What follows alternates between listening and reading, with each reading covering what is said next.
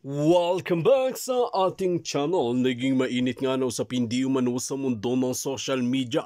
Tila eto nga ang pinakahihintay lang lahat. Tila lumutang na itong si DJ Bantag at talagang nagsalita na nga rin. Dito natin makikita mga kaibigan na talagang nasa dihado na kalagayan itong si Angeline Bautista at itong si Katapang dahil talagang pinagre-resign na ang mga pulpolitiko ng Kawani sa loob ng Bucor Bilibid. Dito nga natin makikita mga kaibigan. Nasa tagal ng panahon ay makikita natin ang hustisya kay DJ Bantag. Dito nga natin makikita mga kaibigan na tila kinain nga ni Rimula at ng mga ibang pulpolitiko na nagpapasubo kay DJ Bantag na talagang pilit na pinaparusahan at pilit na ipinapakulong kahit wala naman talagang matibay na ebidensya. Ngayon nga ay nagbunga ang sakripisyo ni DJ Bantag at talagang lumabas ang kabalbalan na ginagawa sa Bucor Bilibid sa pamumuno ni General Katapang. Dito natin makikita mga kaibigan na ang mga kontrabandon sa loob ng Bilibid ay nakakapasok na kung iimbestigahan at talagang iniimbestigahan nga ng Senado ay tila lumalabas ang katotohanan na maraming tiwali na nangyayari sa loob ng Bucor Bilibid. Kaya naman sa ngayon ay talagang iniimbestigahan na nila sa Senado si Katapang at si Bautista at ang nangyayari sa Bucor Bilibid. Dito natin makikita mga kaibigan kung lalabas ba ang kanilang mga protektor at paparusahan ng batas. Sana ay hindi na naman maging bubulag-bulagan ang mga matataas na opisyales dito. Well mga kaibigan, para nga sa karagdagang impormasyon, panoorin nga natin ang buong video.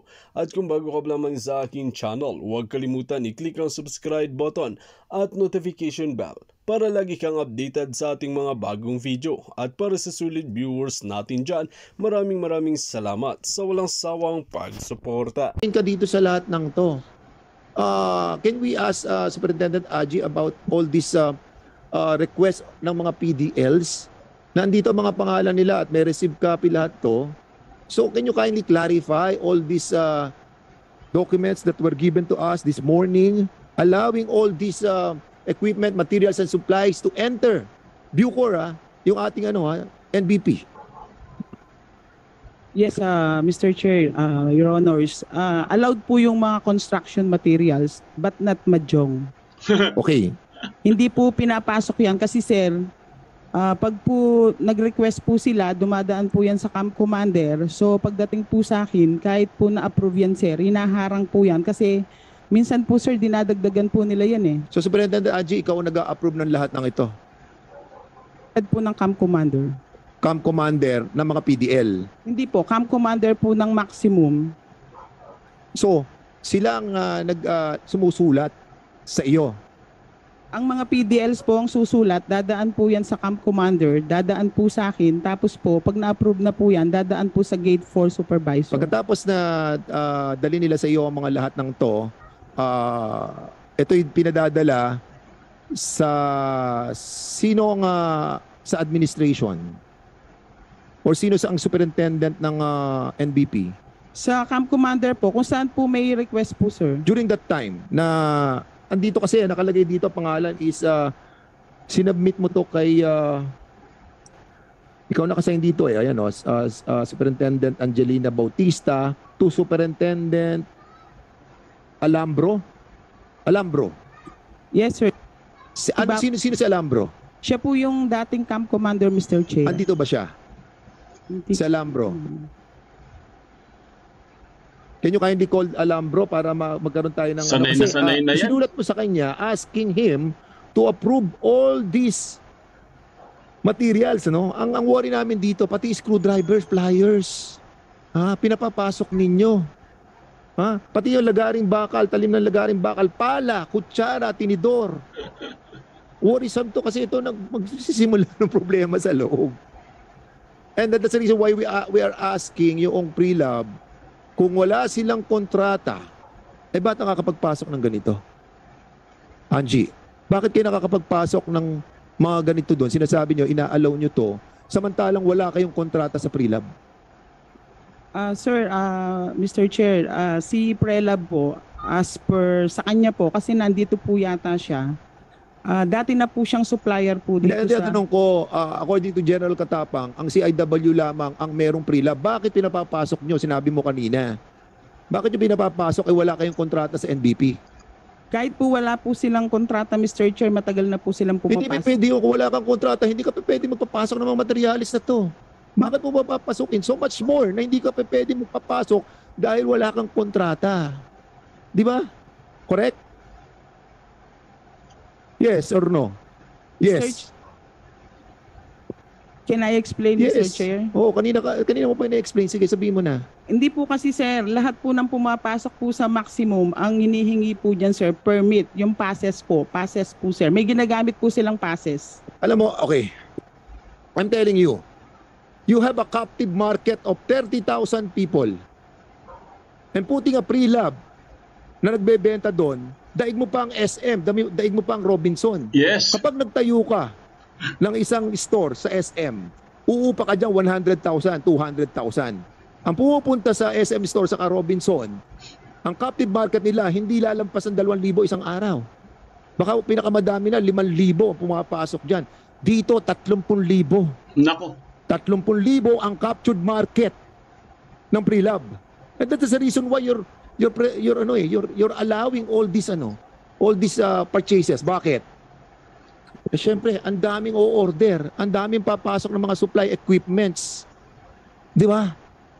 Ngayon, kung wala kayong kontrata, illegal ang ginagawa ninyo. Yes. I'm not saying huwag niyong gawin. Ang sinasabi natin dito, ilagay niyo sa tamang pamaraan. Tama. Dapat hindi lahat pinapapasok. Dapat nga privilege lamang to eh. Kapag nakita nyo na good conduct sila, sa kanyo sila bibigyan nung privilege na, sige, pwede ka magkaroon ng ganito. Ayusin mo yung iyong lugar. Di ba? Correct? O sige, punta tayo kay sino yun? Tinabi ko kanina, si Alambro. Can you kindly state your name and your position? Please sit down. Please take your oath, please. Sige. Yari sila, no? Hindi sila makakalusot dito, guys. Sir, please raise your hand. Repeat after me. I state your name. Jose Marie Domingo Alampo. Hindi ang Do mga solemnly tanong. swear Solemnly to tell the truth, the whole truth, and nothing but the truth in this inquiry. So help me God. Salamat po. Napipik ko na si Bautista, no? Okay, Alambro, Superintendent ka ba? Acting Superintendent po. Sa NBP? Dati po. Okay. Sa kasi nandito lumalabas yung pangalan mo sa mga pinadala sa akin this morning na sa iyo sinulat ni Angie, Yes, sir. Superintendent Angie, yung mga supplies na inaprubahan niya. Yes, sir. So ngayon ang tanong, inaprubahan mo ba itong mga to? Wala na po akong recourse kundi approval kasi i-allow kasi may instruction po sa akin. So may instruction sa iyo na aprubahan to? Yes, sir. Handwritten instruction po. 110 Yes, sir. instruction na dapat. So, ang ibig mo sabihin, ano yan? On your own or napupuwersa ka ba or what? Wala na po akong recourse kundi sumunod kasi may instruction po sa akin. But, if you will be asked, papayagan mo ba to? Hindi po. Bakit pinayagan nyo? Dapat hindi nyo pinayagan. Ano sinabi mo kay Superintendent Angie?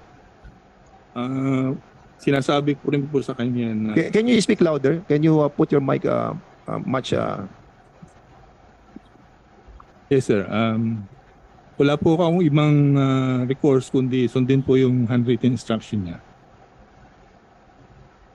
Sino ang pinaka immediate what do you call it? Superior.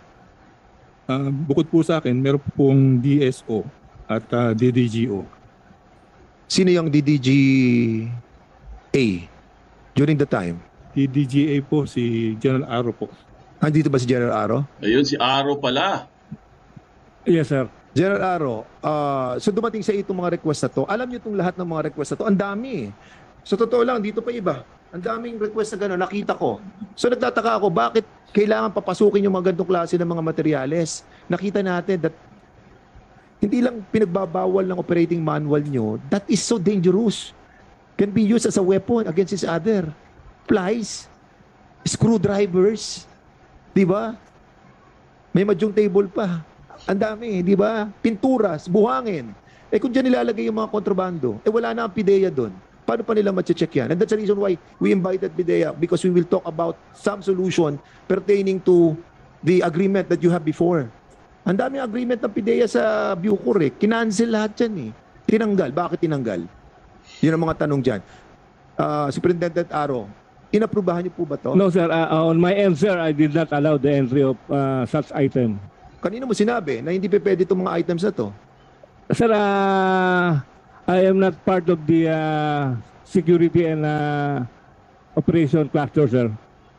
So si Angie ang... Yes, sir. It is not within my jurisdiction and authority. So ang authority ang nag-approve, Angie. Bakit Yes, sir. Ikaw, Angie, bakit mo pinilit na ipasok itong mga to? Mr. Chair, Your Honors, yan po yung ginagamit po nila sa paggawa po ng mga bahay nila. Yan na naman. Pati ang screwdrivers. Lahat Yes, ng sir. mga yan. Naggagawa po talaga So sila paano ng nyo bahay. maintain yung security kung binibigyan nyo sila ng mga screwdrivers, mga plies? Pagpasok po sir ng item sir, may entry pass po yan. Pagpasok po nila, may nakasunod pong DMU yan. Diversified Monitoring Unit. So kukunin nyo lahat ng mga to. Babantayan po sir sila habang gumagawa. So nagsusupply dito, pre-lab.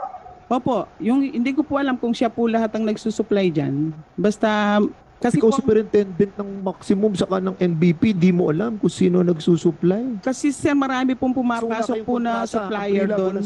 Walang kontrata sa NBP. Wala. Wala CIW po siyang lang. kontrata. Opo sir. O sige, asan ng supplier, asan yung pre-lab? Inimbitahan natin ang pre-lab. So we'll be asking kasi tinanong ko yung kontrata ninyo. Mr. Chair, can I Yes. just make a manifestation? I'm going to ask questions first. Go ahead, Congressman Abante. I just would like to tell the Bucor leadership that napakabait po ng aming chairpersons dito. My goodness. Napakabait po nila. And the thing is, Mr. Chair, I feel that these people are hiding something from us. Yes. My goodness, they are explaining and finger pointing. The Director General does not know what's going on. Mr. Chair, later on, I might call for the resignation of these people. Resign na. Thank you so much, Congressman Abante. So we'll be Lagot. asking you after all those congressmen who have written their intention to interpolate. Afterwards, I'll be resign recognizing you. So, sa pre-lab, asan yung pre-lab? Ang nakalagay dito sa kontrata nyo, si Annabel Sioson. Sino si Annabel Sioson? Ma'am, can you kindly sit here para makita po lang natin yung kontrata ninyo? Wala na. Resign na, guys. So, kayo ang nag-oath na po ba kayo? Can you kindly take your oath, please? Sige, ano?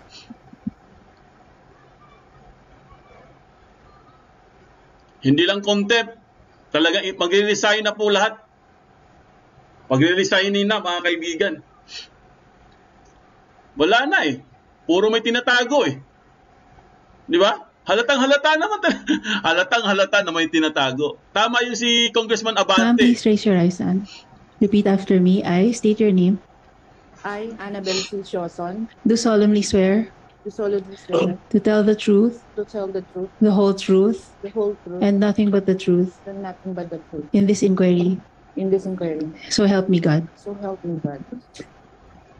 Thank you. Okay, Ma'am Annabel Sioson, kayo po yung nakapirma dito sa kontrata nyo sa Bucor, no? Sa sa CIW kayo nakakontrata. Yes, Mr. Wala Chair. po kayong kontrata sa sa NBP. Wala po, Mr. Chair. So dito lang kayo nangongontrata sa CIW. Yes, Mr. Chair. Pero nakita po yung inyong nakita niyo mga truck ninyo. Nakapangalan po sa inyo yung plate number. Doon po kayo nagsusupply sa NBP. Actually, Mr. Chair, kapag Don't lie, wag po kayo magsisinungaling. Tandaan nyo. Kapag nalaman po namin at may pinakita po ako sa inyo dito na nagsisinungaling kayo, we will be citing you on contempt as well. Nako. Yes, I understand, Sige po. Mr. Okay. Chair. Sa NBP Nako. po, nagsusupply kayo, yes or no? Yes, Mr. Chair. Yes. Bakit kayo nagsusupply nung wala kayong kontrata? Kapag ka po kinakausap ako ng mga pamilya ng PDL, Mr. Chair. Wala nga kayong kontrata. Ba't kayo nagsusupply? Okay. Sinagot niyo na yan. Okay. Pwede naman po Pwede naman kayo mag-supply eh. Ba't hindi tayo kumuha ng kontrata katulad ng ginawa nyo sa CIW? Dahil mas marami ang captive market natin sa NBP. Dahil meron tayong 30,000 na mga customer doon.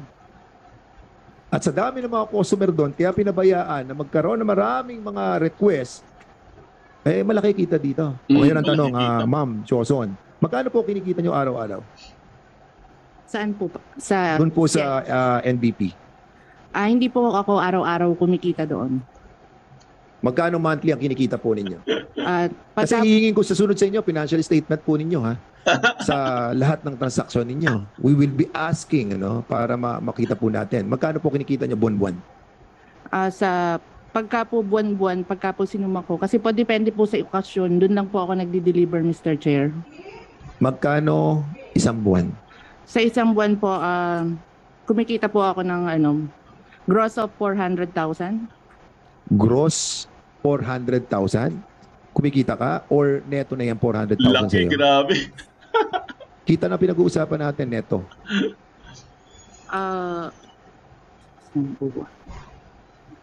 I'm pretty sure 400,000 ang kita mo. 400,000, grabe. 30,000 nandun. Okay? Don't lie, ma'am. Ma'am Soson, huwag kayong magsisinungaling dito. Malalaman po namin yan. Wala po kasi ako ng exact amount. Pagpasensya. Kailan ka nagsimula ng kontrata mo? Kailan ka nagsimula sa NBP? Anong pong Christmas? Christmas. Oh, ilang buwan lang yan, ma'am. Alam nga, hindi nyo alam kung magkano ang kinita nyo dyan. 400,000 kita o hindi? Gross or neto? Gross or neto? Neto po. Neto. So, ibig sabihin, 400,000 kinikita mo, nag-go-gross kayo ng more than a million. Nako. For sure. Di ba? Correct? Yes, Your Honor. Okay. Laki. Ngayon, magkano upa ninyo? Wala po akong inuupa sa NBP, pero nag-uupa po ako sa CIW. Magkano sa CIW? 50,000 a month po. 50,000 a month ang upa nyo. Yes po. Ganun lang kaliit. Opo, kasi may occupied po akong space doon na physical store. So dito nagbabayad ka sa CIW na mas maliit ang captured market mo, which is at, I think mga 1,000 lang ang captured market doon? Sa CIW. Bali po kumikita po ako sa CIW ng gross ng 487,000. 480,000. Gross. Gross po.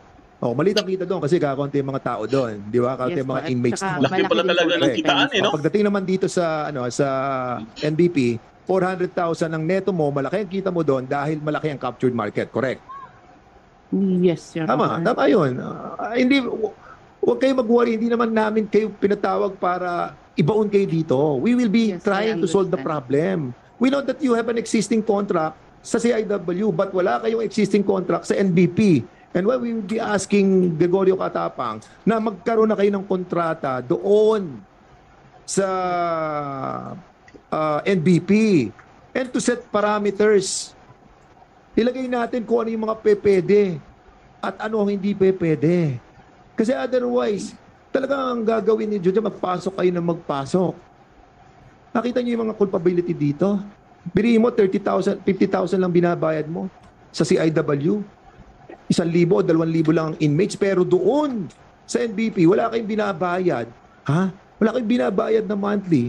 Pero kumikita kayo ng neto na 400,000? Ang swerte nyo. Swerte Pakaswerte nyo talaga. Paano ang kuryente? Wala naman po akong binabayarang kuryente. Naku! Sino nagbabayad ng Sa kuryente? CIW po, mayroon po. Nagluluto kayo doon, di ba? Nagbabayad po ako sa CIW. Dito sa NBP. Ay, hindi po. Kasi po, Okay, correct. So, gobyerno nagbabayad ng kuryente nyo sa pagluluto Wala- nyo. Hindi nakakain sa mga PTLs, correct? pwede pong kasi po wala naman po akong niluluto or gumagamit ng kuryente sa NBP. Kasi po sa gate 4 lang po ako nag-deliver. Sino gumagamit ng IPX premises? Mayroon pong nakakontrata doon. Sino nakakontrata doon? Superintendent. Sinong nakakontrata sa IPX? So, meron pang ibang nagsusupply sa NDP? Yes, Mr. Chair. Si Mr. Uychutin po kasi yung inabutan na po namin yun. 5 years contract po siya. Hanggang 2028 po. So, nagko-compete siya dito kay Nagko-compete yan. Dalawang supplier nyo ng lahat ng mga materyales at mga equipments. Groceries po, Mr. Chair, si IPX po. Kumukuha po siya kay, ano ba yun, Soysing and Pure Gold po. Ang dami niyong problema. Nako, pati Pure Gold nadamay. Pwede pong sumagot. Sige, go ahead. Pagkakaalam ko po, hindi po kami magkakompetensya ni IPX. Iba yung mga pinapasok mo, iba rin yung pinapasok Opo, nila. kasi po, ang alam ko po, ang kontrata niya is dry goods. Ako po, mga raw meats. Okay. General, Katapang, we need to address the Roommates. problem, ano? Alam mo, may nawawalan ng gobyerno dito eh. I think sa contract mo sa CIW, nakalagay dito sa Section 4, sa kontrata, Yes, well. merong kita ang Bucor na 1%. Alam mo yan, Choson. Yes po. 1%. O magkano binigay mo na sa gobyerno? Sa kita sa CIW? Wala pong exact figure Nag-submit ka ba? Nagbayad ka na sa gobyerno? Yes or no? Nagbayad ka? Yes or no? Makikita namin Hindi yan. pa po. December 2000, ano pa kayo? Swerte nyo naman. Dapat, okay. Ilang buwan na kayo? Hindi. Napakaswerte. We're talking about sa CIW. Hindi sila but according sa inyong kontrata, 1% ang binibigay nyo dapat sa Bucor. So, alam mo, ma'am. Anyway, sige. Ayusin natin to, no? Kasi yung may kontrata kayo, hindi kayo nagbabayad. Kasi ano? Kasi po ang usapan lang po namin yung renta po. Tapos po yung sa kuryente, yung mga utility bills po. Pero wala kasi akong nakitang 1%. Babasahin ko sa iyo. Section 3. Tingnan mo kontrata niyo. The second party, which is kayo, second party, shall pay 1% of its gross revenue every month. Tingnan mo. Section 3. 3.8. Nakita mo? Pagpasensya niyo na po. Nakita mo? Wala po 1%. kasi lang sinisingil sa amin. Kontrata niyo to. Yeah, I know. Kontrata Sorry. niyo sinasabi 1% Patawa-tawa pa, oh. gross bibigay niyo Opo, sa okay. Bucor. Mag-update na lang po ako. Pagpasensyahan niyo na po. Ano, Bucor, repasyuhin nyo lahat. Kasi nawawalan dito gobyerno. Nawawalan tayo ng 1% at as a matter of fact, maliit to. May captured market na sila eh. Tingnan nyo po kung magkano ang kailangan natin singilin sa kanila. Nag-undergo kayo ng bidding. Dumaan po ako sa BBC, nag-send po ako ng letter of intent. Tapos po, pagkakaalam ko po, meron po akong kasabay na nag-apply. Kasi that time po, kailangan nila ng mag-handle sa IPX ng CIW. Sino ang GSO? Kanina pa natin tinatawag. Sino yung GSO? General Services Division.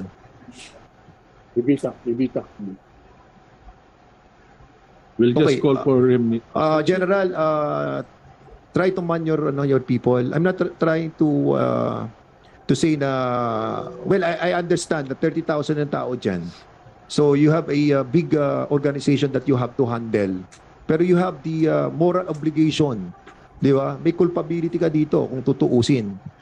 But considering the problem that comprises this issue, may neglect din ang gobyerno dahil hindi natin matumbasan yung kinakailangan natin gawin para sa kanila. We cannot blame you totally, unfortunately. But you need to stand up to this cause, ano? Otherwise, mababalasubas na talaga ang Bucor. Legacy na po ng kongresong ito sa pangunguna po ni Chair sa Committee on Justice at sa Public Order that will be able to change the Bucor. Otherwise, sasabog na po ito. Malapit na ito sumabog. Nakikita ko na eh. Pera na pinag-uusapan dito eh. Tingnan nyo to, wala kayong kontrata sa NBP pero nagpa-function ng pre-lab. Paano sa Iwahig? Paano sa Davao? Sino nagpa-function doon? Pre-lab? Hindi po. Sige, andyan yung GSO. GSO. May responsibility kayo, GSO. General Services. Opo. Kayo ang dapat mag-handle ng lahat ng acquisition ng supplies, equipments, materials, and services. Now, ang tanong, GSO. Ayun, si Superintendent Levita. Mr. Chair, can he take his oath first? Can you take your oath, please? Comsec? I state your name, Mga sinungaling talaga lahat, grabe. do solemnly swear Lalaki ng mga kita. to tell the truth, the whole truth, Kaya pala, and nothing but the truth in this kaya inquiry. pala ha. So help me God. Thank you. Superintendent Levita, sa iyo to, acquisition of services. Contract to with Shoson, Pre-Lab. Bakit wala kayo nakukuhang 1% dito? Sir, I was assigned as the Chief GSD last March only. And with regards to the agreement and contract, it is not my office who facilitate that. It is the Bucor Business Center who will first facilitate every contract being done in the New Bilibid Prison. BBC. Yes, Ano yung BBC? Bucor Business Center. Business Center. So meron tayong BBC Yes. sa organization? Yes po. Okay. Bucor Business Center. Sino ang head? Siya nag-facilitate. Okay. Sige, we'll be asking sa BBC. Can you kindly, siguro, so, wala kayong kinalaman dito? Wala po, sir. And for the information of the body, sir, Your Honor, the General Services Division is on the NHQ, while we do have counterpart in New Bilibid Prison, which is the Diversified Maintenance Unit. Sila po yung assigned when it comes to colony, and New Bilibid Prison ay isa pong colony. So, nasaan po kayo? Saan po Sa kayo NHQ po yung hawak po namin. Sa National Headquarters. It just so happen na co-located po ang NHQ with the New Bilibid Prison. Sige, okay, I understand. Siguro hindi po kayo yung tamang tao. Sige, yung BBC na lang, yung BBC. We'll be asking the BBC. Okay, sir, can you kindly sit on that chair, please? Nanumpa na rin po ba kayo? Can you kindly administer the oath? I please state your name, I, correction, Senior Superintendent Faustino, do solemnly swear to tell the truth, the whole truth, and nothing but the truth in this inquiry. So help me God. So, sir, anong pangalan niyo po, sir? correction, Senior Superintendent Melencio Faustino. Melencio, opo. So, kayo po yung, alam niyo po itong kontratan to? At the time, I do not have any knowledge about that pre-lab. But during the hearing, during Senate hearing, I was informed that there is another supplier in the name of pre-lab, Mr. Chair. I was only designated as Chief BBC last 14 But April. nevertheless, nandun kayo sa business center. Yes. So kung nasa business center kayo, you should know We do this. not have any record of pre-lab because that contract is processed at CIW, one of the operating prison of Bucor, and there is a BBC CIW. O sino CIW Mr. sa sa CIW? So sino ang nag-handle itong kontratang to? Unfortunately, Mr. Chair, with your permission, the person is not available, but we can make him available. Okay. Sige, General Katapang, hindi rin pala kayo yung tamang tao dito. So we will be please review the contract. Ang contract is very, very unfortunate because hindi to advantage sa government. Sa CIW pa lang pinag-uusapan, ha? Wala tayong pinag-uusapang kontrata sa sa NBP. Walang kontrata, kaya ayusin niyo yung kontrata doon. Ha? Okay po? Yes, Mr. Chair, Your Honor. Ikaw na, sister. Pwede na magtayo ng mall, no? Sa loob. Tindi, no? So, we'll be asking Congressman Puentabella to ask the speakers. Okay. Thank you, Mr. Chair. Mr. Chair, follow-up ko lang yung question natin sa pre-lab. Pumasok po kayo sa NBP December lang? Yes, Mr. So, December Yes, Your Honor.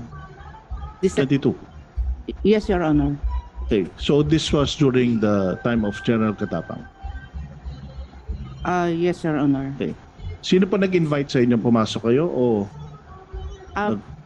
Pero po, Your Honor, before po yung lumang administrasyon po, nag-deliver na din po ako sa RDC. So, dati pa pong nagde-deliver na kayo sa NBP? Yes, Your Honor. Gaano po ka dati? During the time of? General Bantag po. So, kailan po kayo nagsimula na nag-deliver pa sa NBP? Actually, hindi po sa NBP. Sa RDC lang po. What is RDC, ma'am? RDC. Can I answer that? Reception Diagnostic Center, Your Honor. Under the NBP. Okay, under the NBP. So, gaano katagal na po kayong? Nag-start po dun ako mga August 2022. August 2022. So, balikan ko lang. Yung CIW po, kailan pa po kayo nagkaroon ng kontrata doon? December 8, 2022. December 8, 2020. 2022 lang. Opo. Okay. So, wala pa kayong binabayaran na according to the contract? Never? Pagpasensya na po, na-overlook ko po yung kasi sila po yung nag-revise kasi nung MOA. So, in-expect ko po baka nagbayad. Sa Bucor, sino po dapat tayo po naniningil basing on the contract? Anong department po yun? Mr. Chair, Your Honor, the accounting should be the one seeing to it that the dues for in favor of the government should be collected. Okay. So, sir, can we have since may contract sila sa CIW and nasa NBP, siguro po dapat may kontrata rin po sila sa NBP. Yes, Mr. Chair, Your Honor, that should be there should be an agreement in as much as they are doing business with us. Okay. Thank you. To General Katapang, I really appreciate yung sinabit niyo po ngayon. And this was my previous question on the... Dito nga natin mga kaibigan makikita na tila hawak na nga rin ng Senado ang mga ebidensya at mga pangalan ng mga dawit sa mga kalokohan sa loob ng Bucor Bilibid. Kaya naman dapat talagang imbestigahan ng mabusisi ito at walang sasantuhin. Kung may mapatunayan man na may sala ang nakasulat na pangalan dito ay dapat ikulong ang dapat ikulong at parusahan ang dapat parusahan. Manaig ang tamang batas at hindi maging bayaran na naman ang mga judges dito. Well mga kaibigan, kung kayo ang tatanungin ano ang inyong mga opinyon, just comment below sa ating comment section at ating pag-uusap.